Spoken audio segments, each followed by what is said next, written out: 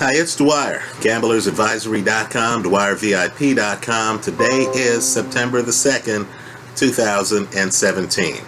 But first, remember, the opinion you should follow should be your own. Just consider this video to be a second opinion from a complete stranger online. Well, the haters are out.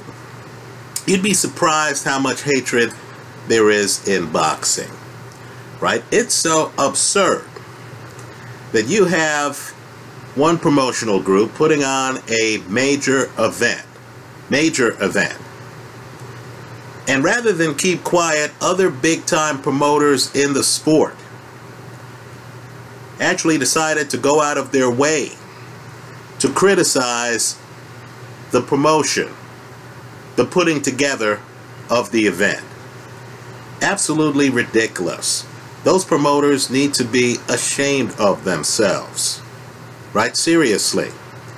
You're here trying to be stewards for boxing, and so you try to kill the pay-per-view buys on an event from a rival promoter that's advertising the sport. Absurd. Well, all those haters are going to be completely disheartened because the numbers are coming in on Mayweather against McGregor.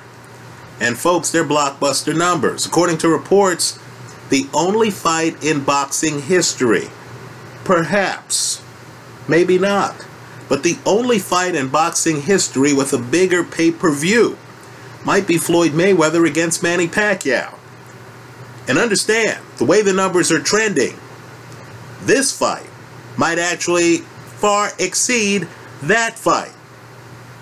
So Mayweather McGregor was a box office bonanza. Whether you're a fan or student of the MMA or of boxing, just understand that both are going to have a lot of money to play with once all of the revenue is collected from this fight. Right? A lot of kudos should be given to the man Floyd Mayweather walked over to in his dressing room after the fight, a guy who's rarely seen in public, Al Heyman. Right? As well as Dana White, the Swengali of UFC, who helped put this fight together. Folks, promotionally, they hit the ball out of the yard. The haters are so absurd that they're there looking at a record box office at the arena, and they're trying to publicize the fact that there were some empty seats. Right? It's ludicrous. Understand, the hall at the arena compares with some Super Bowl halls. Right? You're going to hear absurd numbers that dwarf the pay-per-view of any fight that Mike Tyson or Lennox Lewis ever had. Right? So let's slow all the criticism down. Understand, this is a fight that has set up both Mayweather and McGregor's families for generations. Right? This is a fight that, if you're in the industry, needs to be studied as an exemplar on how to do it. Folks, this fight netted more than Anthony Joshua versus Vladimir Klitschko. Right? So for the people who want you to believe that this fight was an embarrassment to some group, tell us who the group is. Because I gotta tell you, Conor McGregor did a lot better than I thought he was gonna do. The one thing I'm 100% certain of is that he showed up ready to win. That he came in and gave his all to try to beat Floyd Mayweather.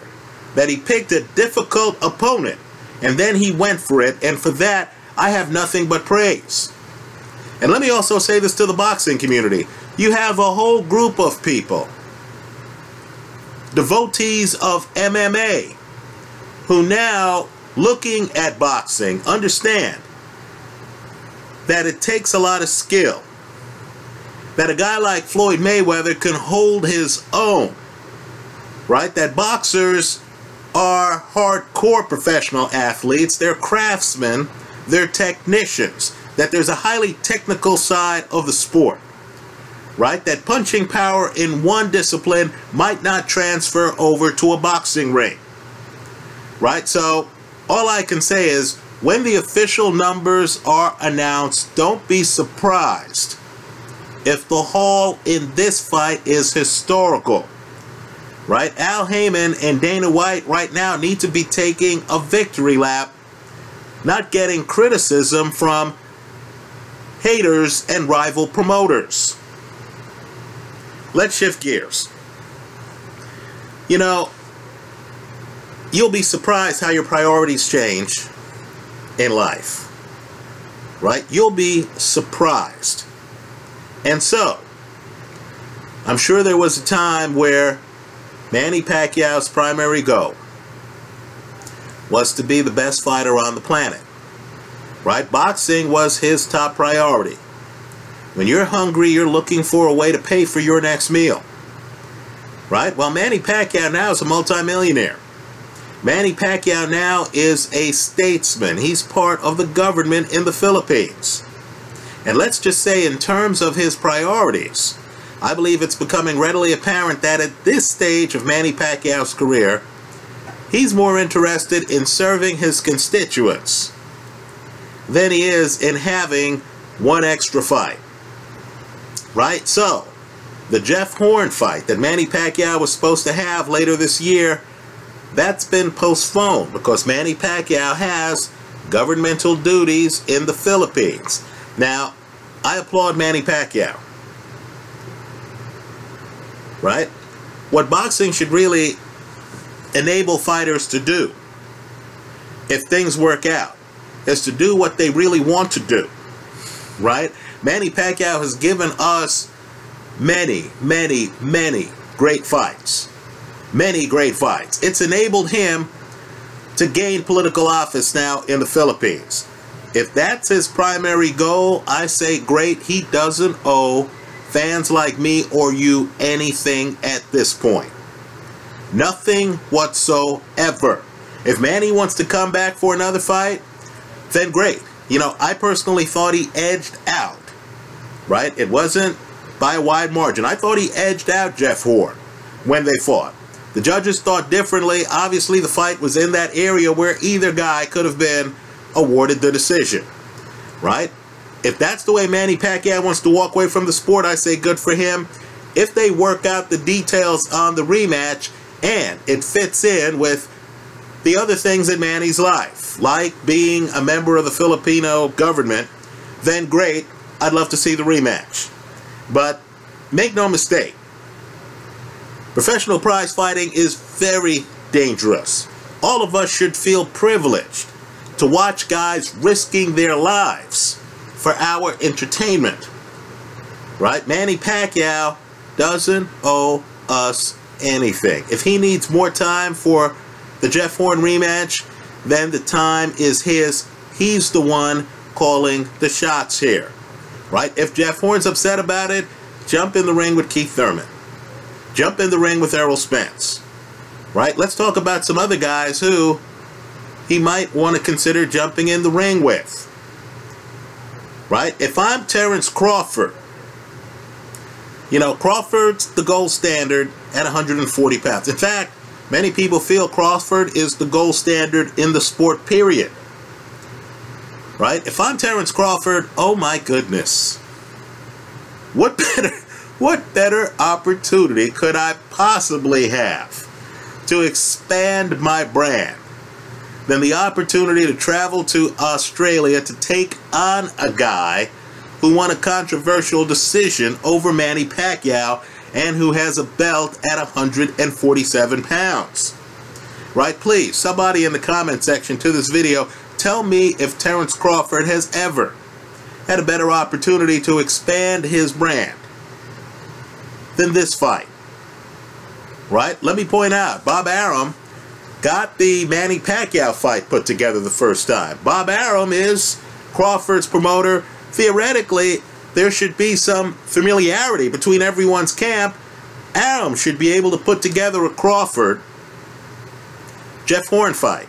Let me say too, if Terrence Crawford wants to expand his legacy, he's already climbed every mountain at 140. This would be an opportunity to actually climb the mountain at 147, right? Let me add the obvious. Both fighters are unbeaten. That would be a blockbuster. Let's talk about another blockbuster. You know, Mikey Garcia at this stage in his career really has done it all. Right? He has belts in 3 weight classes, folks. By the way, that doesn't include the weight class in which he beat Adrian Broner. Right? He's unbeaten at 140. You know, if Mikey Garcia wants a chance to completely make his record off the scale, folks, here's Jeff Horn. Jeff Horn is a guy who isn't there to dance with you for 12 rounds. Jeff Horn's not back foot, he's front foot. He's there to come in and wrestle with you. He wants to fight with you over the pocket, doesn't he? Well, isn't that exactly where Mikey Garcia wants an opponent? Folks, have you ever seen Adrian Broner move more than he did against Mikey Garcia? Right? Broner abdicated the pocket. I don't think Jeff Horn can do that. Right? Here's an opportunity for Mikey Garcia to travel internationally. Go to Australia. Right? Fight for the belt at 147 pounds. I know some of you are going to say, well, the sanctioning bodies allow it. Come on now. Come on. Trust me. Mikey Garcia and Terrence Crawford are 2 of the men in boxing that sanctioning bodies are most familiar with, because these guys have been ranked for a long time in other weight classes. Right? And even if the sanctioning bodies didn't allow it, you know, you're Jeff Horn. Treat this like fighters did in the 30s. If the sanctioning bodies don't allow it, then say, okay, look, you know, Terrence, you know the sanctioning body won't allow me to put my belt at risk for a fight against you. So guess what? I'm going to fight you anyway. But it won't be for the title. Right, folks? 2 unbeatens fighting each other. It doesn't have to be. It doesn't have to be for the title. Right? This is for legacy. Right? This is what it's all about. I'm hearing that Terrence Crawford walks around a lot heavier than 140. Right? Here's your opportunity to go for a belt at 147.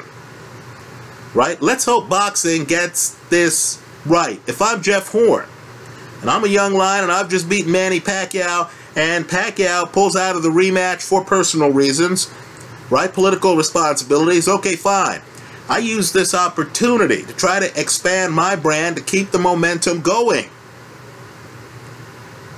Right? To me, if you're fighting one of the other big names at 147, that's going to expand your brand. Let me just say this, though. Jeff Horn needs to be careful. He's not the puncher that Errol Spence is. Right? Just food for thought. If I'm Jeff, I would rather face guys coming at me from 140 pounds. Right? Coming up in weight to 147. Before I hop in the ring with a Spence or a Keith Thurman. One man's opinion. Let me also criticize a young fighter who really does deserve to be criticized. So I made a video here, and this guy proved me wrong. I made a video where I criticized Gervonta Davis. Right? I said, hey, you know, this guy doesn't move that well. I thought certain fighters, Pedraza, gave away that fight. I was expecting, when Gervonta Davis crossed the Atlantic, for him to lose in that fight. I think it was against Liam Walsh. Right? He proved me wrong. He won that fight. I thought his opponent didn't take advantage of the atmosphere. Didn't force a young guy to make decisions early. Okay, fine. Right? Gervonta Davis, champion. Great. Well, now he's a former champion. Let me just say, when I see a guy lose a title on the scales, then I know, you know, this guy is on the way down. It's just a matter of time before he gets exposed. right? Whether it's Joanne Guzman, Adrian Broner, whoever. When I see guys giving up belts on the scales, unable to make weight, in a sport where Lord knows they're hungry fighters. Lord knows there are fighters out there at 5 in the morning doing road work, trying to be in shape, right? They're guys with visions of themselves being named champion of their division. And you mean to tell me this guy has the belt for 5 minutes and can't even make weight so he's able to keep the belt? You mean to tell me this guy lost the belt on the scales? Now, I know he's a Floyd Mayweather fighter. Keep in mind, by the way, Mayweather makes weight by 4.5 pounds. Just food for thought. Floyd needs to sit this young man down, and he needs to tell him, look, son, I know you're unbeaten. You're not that good. Don't confuse yourself with Lomachenko. There's some guys looking at your game who don't think you have enough of it. And now, after having the belt for 5 minutes, you're so full of yourself that you can't even make weight at the weigh-in for a championship fight on the undercard of perhaps history's biggest pay-per-view event? You can talk about a blown opportunity. Talk about a young guy who's just straight up foolish. Right? So, I'll just say this. Let's see what Davis's next move is. Keep in mind, he's a power puncher. He likes to come forward. Right? I'm curious what he thinks is going to happen if he moves up in weight and he's in there against some guy like Jorge Linares. Right? Good luck with that strategy. Let's see how long your O lasts when you don't even have the discipline to make weight before a title fight. You don't even have the discipline to try to defend your belt in the ring. Right? You're getting stripped of your title on the scales. That's an outrage. Let's shift gears. You know, I've been here for a long time, years, saying that there's not much money in boxing, right? Boxing to me is really like a Ponzi scheme. I'm not kidding. You see a few people at the top, right? And they're wealthy. Okay. Anthony Joshua has money. Okay, Vladimir Klitschko has money. Manny, all right, Floyd. Folks, they're not as many guys getting paid as you think. Right? They're just not. So, now we have a situation where a fighter who fought Floyd Mayweather, who fought Paulie Malignaggi, who fought Joshua Clottey, who fought Costa Tszyu, who's held belts. We have a situation where this guy shows up in court. Of all the bills in your life, right, car notes, etc., right, of all the bills in your life, one of the most important bills to pay is child support. Right? It's child support. Look me up here online, richarddwyer.com. You're going to see that I'm a divorce attorney here in the Bay Area. When I show up in court and I'm looking across, I'm representing the mother, and I'm looking across and I see some deadbeat dad, you know, I have absolutely no respect for that individual. None whatsoever. If I feel that the guy had any capability whatsoever to pay the bill and is here wasting mom's time and wasting my time and wasting the judge's time trying to shirk his parental responsibilities.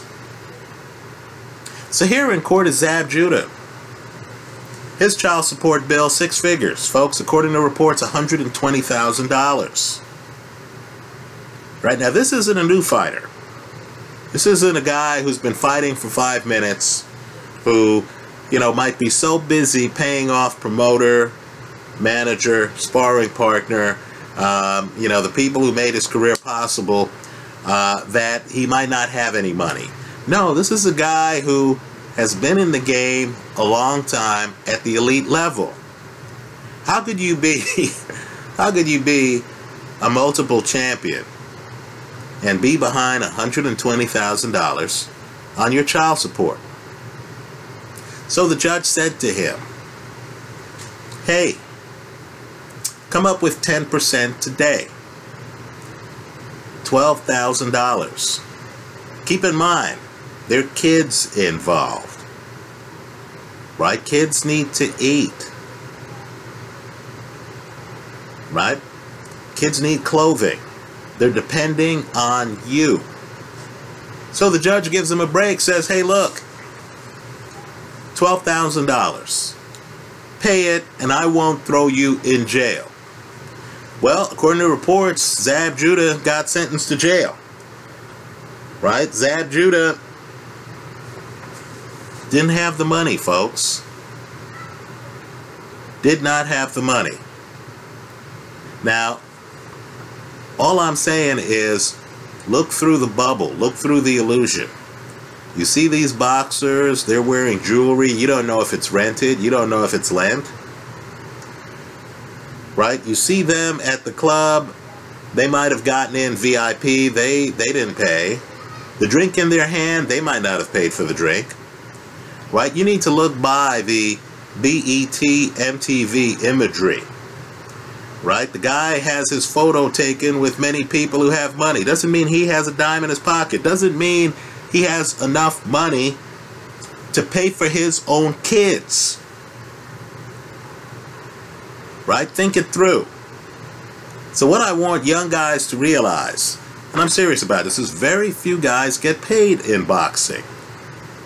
Right? If you deliver mail for a living, or if you fix pipes for a living, chances are you make more than most boxers. I'm not kidding. Right? Boxers sign contracts, get advances, and don't realize that those advances are loans on future earnings. Right? A guy who I actually look up to quite a bit, the great Deion Sanders. Right? Very sharp guy. He's on NFL Network these days. Very sharp guy. The Football Hall of Famer. Said that when he was younger, you know, he would get shoes. Right? He would get what he thought were free shoes. Guess what? There was somebody paying for those shoes. It was him. Right? I want young guys to realize that unless you are exceptional, unless you're Anthony Joshua, right? Andre Ward, Adonis Stevenson, Golovkin, Canelo, unless you're up there, right? This is a sport where many of the guys who are ranked are struggling to pay their bills. That's just the reality. We talk about CTE in football, folks. There's CTE in boxing. Just Google punch drunk syndrome and stuff like that. Guys need to think in terms of the risk-reward here. Right? I'm here picking on Zab Judah because he's in the news, right? The judge sentenced him to at least 30 days in jail for unpaid child support. Guess what? When he gets out, the bill's still going to be there because his kids are still going to need to eat. But understand, he's not the only guy in boxing who's had a problem paying child support bills. What I want to encourage you to do is to just Google, right, unpaid child support, or, you know, child support boxer. And you're going to come up with some interesting names, including the name of a boxing Hall of Famer who fought Riddick Bowe, Mike Tyson, Lennox Lewis, right? You need to ask yourself, gee, how much money is there in boxing? Unfortunately for some, the answer is not enough to pay your kids' bills, right? Just food for thought. Anyway, that's how I see it. Let me hear from you. I hope you leave your comments in the comment section to this video. Thanks for stopping by.